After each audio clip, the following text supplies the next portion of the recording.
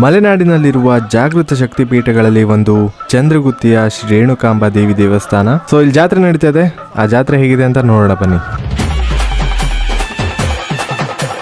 ಪುರಾಣ ಹಾಗೂ ಐತಿಹಾಸಿಕ ಪ್ರಸಿದ್ಧ ಚಂದ್ರಗುತ್ತಿಯ ಶ್ರೀ ರೇಣುಕಾಂಬಾ ದೇವಿಯ ಜಾತ್ರೆಯನ್ನ ಮಾರ್ಚ್ 5ರಿಂದ 10ರವರೆಗೆ ಆಚರಿಸಲಾಯಿತು. ಮಲೆನಾಡಿನ ಬಯಲು ಪ್ರದೇಶದಲ್ಲಿರುವ ಈ ಪ್ರಸಿದ್ಧ ಪುಣ್ಯಕ್ಷೇತ್ರಕ್ಕೆ ಹಲವು ಭಾಗಗಳಿಂದ ಭಕ್ತರು ಬಂದು ಈ ಜಾತ್ರೆಯಲ್ಲಿ ಪಾಲ್ಗೊಂಡಿದ್ರು. ಪ್ರತಿ ವರ್ಷ ಚಂದ್ರಗುತ್ತಿಯ ಶ್ರೀ ರೇಣುಕಾಂಬಾ ದೇವಿಯ ಜಾತ್ರೆಯನ್ನ ಮಾರ್ಚ್ ತಿಂಗಳಲ್ಲಿ ಆಚರಿಸಲಾಗುತ್ತೆ. ಶಿವರಾತ್ರಿಯ ಅಮಾವಾಸ್ಯೆಯ ನಂತರ ಬರುವ ನವಮಿಯ ದಿವಸ ಮಹಾರಥೋತ್ಸವ ನಡೆಯುತ್ತೆ. ಪಾಲ್ಗುಣ ಶುದ್ಧ ಸೃಷ್ಟಿಯಿಂದ ದಶಮಿಯವರೆಗೆ ಪಂಚರಾತ್ರಿ ಕಾರ್ಯಕ್ರಮಗಳು, 6ನೇ ದಿವಸ ಏಕಾದಶಿಯಂದು ಭಕ್ತಾದಿಗಳು ತಮ್ಮ ಹರಕೆಯನ್ನು ಒಪ್ಪಿಸುವ ಕಾರ್ಯಕ್ರಮಗಳನ್ನು ನೆರವೇರಿಸಲಾಗುತ್ತದೆ. ಈ ಎತ್ತರವಾದ ಗುಡ್ಡದ ತುದಿಯಲ್ಲಿ ಸರ್ಪದಾಕಾರದ ಬೃಹತ್ ಬಂಡೆಯ ಅಡಿಯಲ್ಲಿರುವ ಗುಹೆಯಲ್ಲಿ ಶ್ರೀ ರೇಣುಕಾಂಬಾ ದೇವಿ ನೆಲೆಸಿದ್ದಾಳೆ.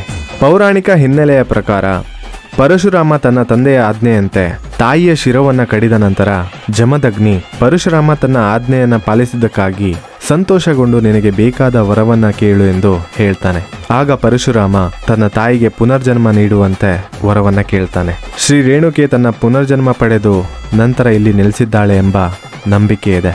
ಈ ಗುಡ್ಡದ ತುದಿಯಿಂದ ಪ್ರಕೃತಿಯ ಒಂದು ಸುಂದರ ನೋಟ ತುಂಬಾ ಅದ್ಭುತವಾಗಿ ಕಾಣುತ್ತೆ. ಈ ಸ್ಥಳಕ್ಕೆ ಪೌರಾಣಿಕ ಹಿನ್ನೆಲೆಯ ಜೊತೆ ಐತಿಹಾಸಿಕ ಹಿನ್ನೆಲೆ ಕೂಡ ಇದೆ. ಈಗಲೂ ಚಂದ್ರಗುತ್ತಿಯ ರೇಣುಕಾಂಬಾ ದೇವಾಲಯದ ಉತ್ತರದ ಗುಡ್ಡದ ಮೇಲೆ 7 ಸುತ್ತಿನ ಕೋಟೆ ಇನ್ನೂ ಸಾಕ್ಷಿಯಾಗಿ ನಿಂತಿದೆ. ಈ ವಿಡಿಯೋ ನಿಮಗೆ ಇಷ್ಟ ಆದರೆ ಈ ಪೇಜ್ನ ಫಾಲೋ ಮಾಡಿ.